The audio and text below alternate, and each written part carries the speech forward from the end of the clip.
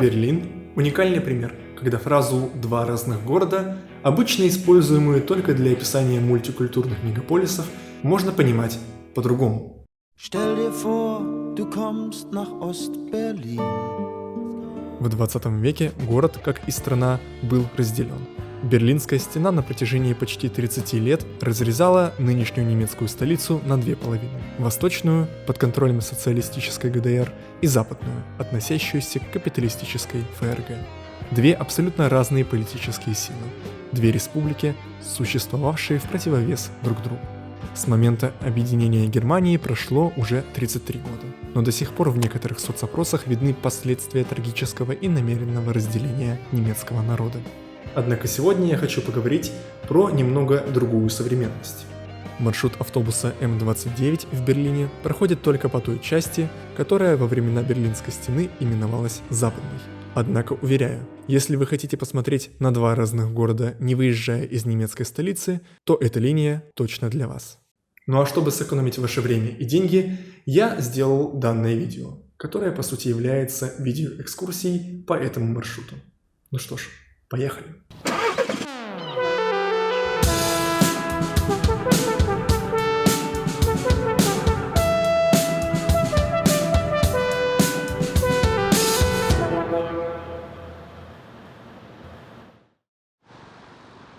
Мы на площади Роза-Неck в районе Груневальд на западе Берлина. Именно отсюда начинает свой путь линия М29.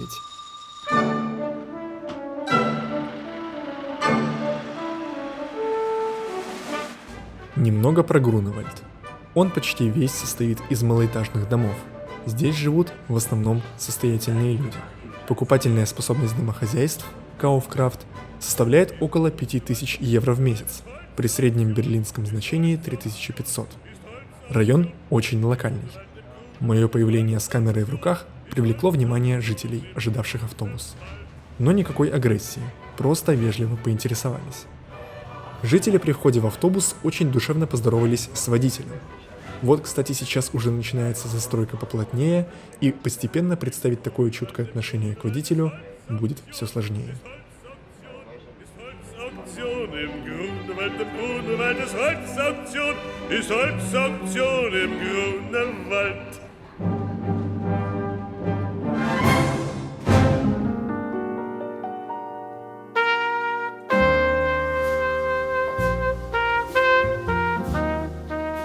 Въезжаем в район Шарлоттенбург.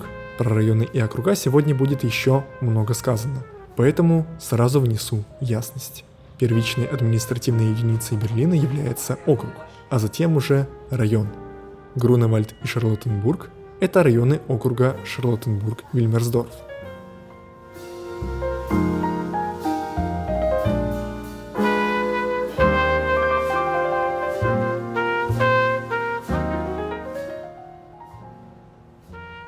Итак, Шарлоттенбург. Маршрут М29 пролегает по южной границе этого района, по бульвару Курфюрстендам. Сокращенно его называют Кудам.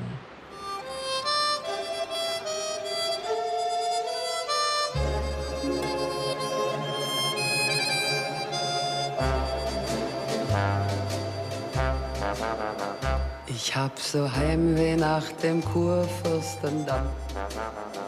Улица более чем популярная. Именно здесь расположены элитные магазины и бутики, перед которыми порой выстраиваются очереди, например, за новым айфоном. Да и такое скопление мест шопинга, помогающих решить проблему избытка денег, это магнит для туристов. Вдоль бульвара на широких тротуарах расположены дополнительные витрины с рекламой брендов и их товаров. Архитектура здесь весьма разнообразная, от привычных берлинских форм до функционализма и современной архитектуры.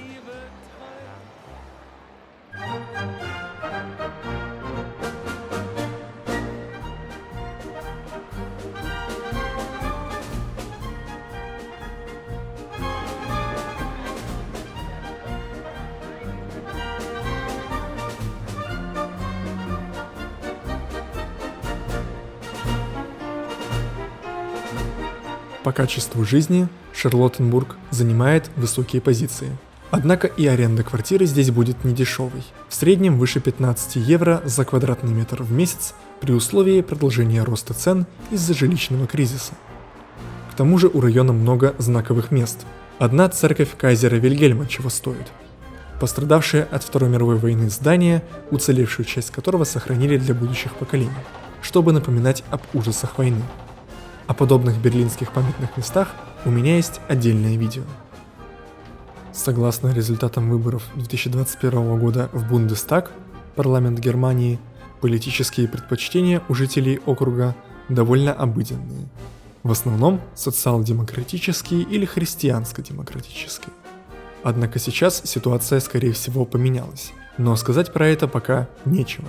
Следующие выборы в Бундестаг через 2 года.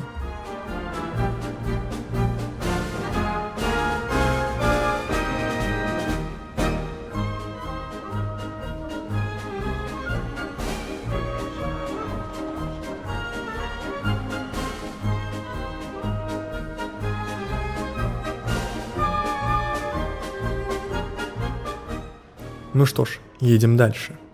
Линия М29, напомню, целиком и полностью проходит по территории, относившейся во времена Берлинской стены к Западному Берлину. Знаменитый контрольно-пропускной пункт Чарли – это точка, где маршрут М29 почти соприкасается с уже, к счастью, несуществующей границей между двумя Берлинами. Ну а мы смещаемся ближе к юго-востоку.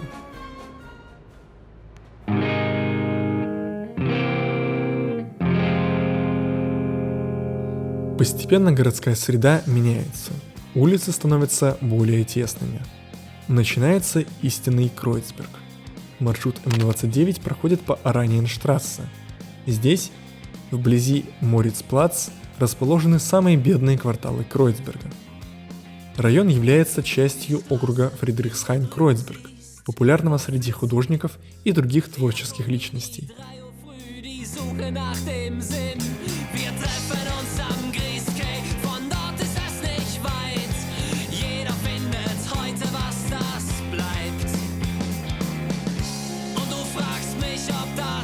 Сочетание огромного количества культур, профессий и возрастов превращает Кройцберг в очень многообразный район с большой плотностью населения.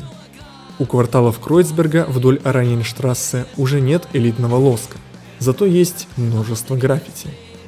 Район известен еще и разнообразием акций, от карнавала культур до столкновений с полицией и шествий против капитализма. А округ еще с 20 века особо любим движением сквоттеров, людей, занимающих брошенные строения и устраивающих там локальные сообщества. Однако сегодня про один из самых главных оплотов сквоттеров, расположенный в Кройцберге, говорить не будем. Зато нужно отметить движение некоторых жителей района против джентрификации и возведения элитной недвижимости.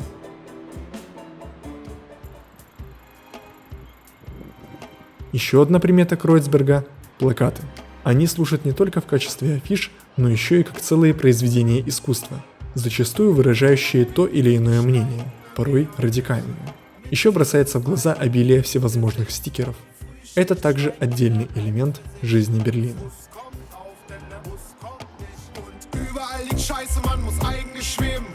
Jeder hat einen Hund, aber keinen zum Reden. Ich atme ständig durch den Mund, das ist Teil meines Lebens.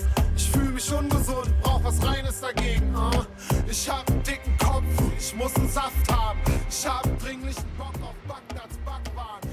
Что ж, проезжаем мимо надземного участка метро и продолжаем движение на юго-восток, попутно созерцая очередные места силы стикеров. So hart wie du denkst. Guten Morgen Berlin, du kannst so hässlich sein, so dreckig und grau. Du kannst so schön schrecklich sein. А пока немного статистики. Покупательная способность в округе Фридрихсхайн-Кройцберг ниже среднего значения по Берлину.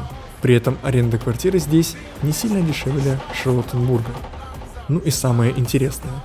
На выборах в Бундестаг жители округа голосовали в первую очередь за партию зеленых, леволиберальных социал-демократов, имеющих широкую экологическую программу.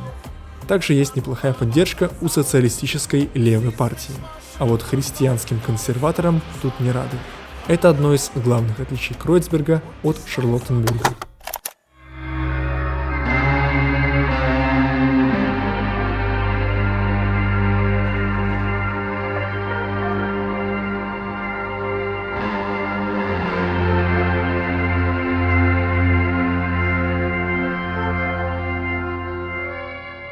И вот мы уже в Нойкёльне, районе, который является частью округа Нойкёльн. Да, парадоксально. Он во многом похож на Кройцберг, мультикультурный, с примерно такой же конфигурацией улиц и аналогичной россыпью закусочных и баров.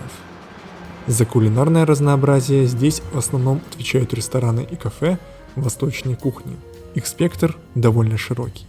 Одна любопытная черта района – это большое количество уличных прилавков как у супермаркетов, так и у прочих магазинов. По Солнечной аллее, а если быть точным по Зоннен-аллее, мы подъезжаем к Херманплац, площади, у которой расположена конечная линия М29. Сама площадь представляет собой действительно уникальное зрелище.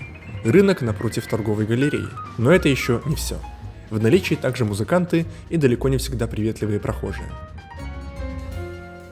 Предлагаю вернуться на Зоннен-аллее и чуть-чуть поисследовать ее, а также близлежащие переулки. Сперва внимание привлекает заброшенная заправочная станция. Ну а если пройти дальше, то заметим прилавки, стоящие прямо на узких тротуарах, листовки, а также уличное изобразительное искусство в разных исполнениях. Чистотой Нойкёльн точно не может похвастаться, но при этом архитектура домов довольно приятная, если не брать во внимание визуальный мусор на фасадах. Район неоднозначный.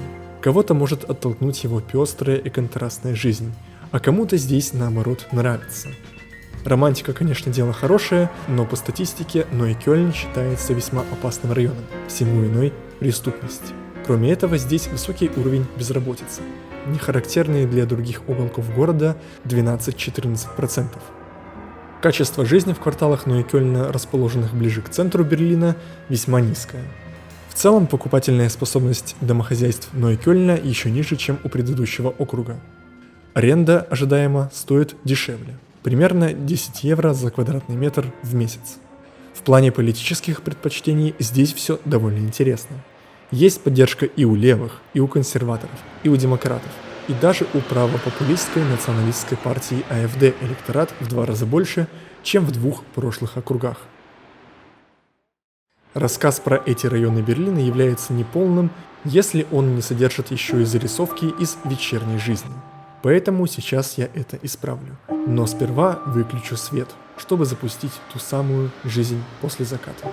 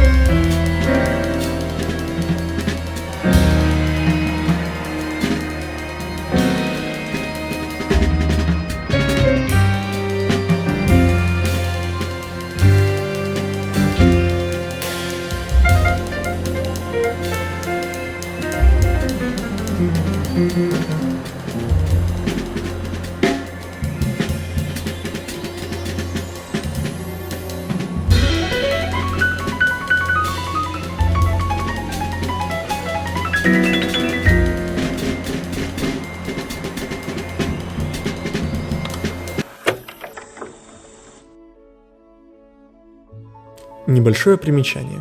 Данный ролик вдохновлен статьей издания Berliner Morgenpost от 2015 года, где было исследование в основном социологических данных из районов, обслуживаемых линией М29. Идея взять данный маршрут за основу для демонстрации разнообразия Берлина не нова, но я постарался актуализировать данные и привнести что-то свое. Друзья, а на этом у меня все. Большое спасибо за просмотр. Если вам понравилось данное видео, то, пожалуйста, не забудьте поставить лайк и подписаться на канал. Если вы хотите следить за обновлениями канала чаще, то для этого есть соцсети. Ссылки на них в описании под видео. До скорых встреч! Всем свободы и мирного неба над головой!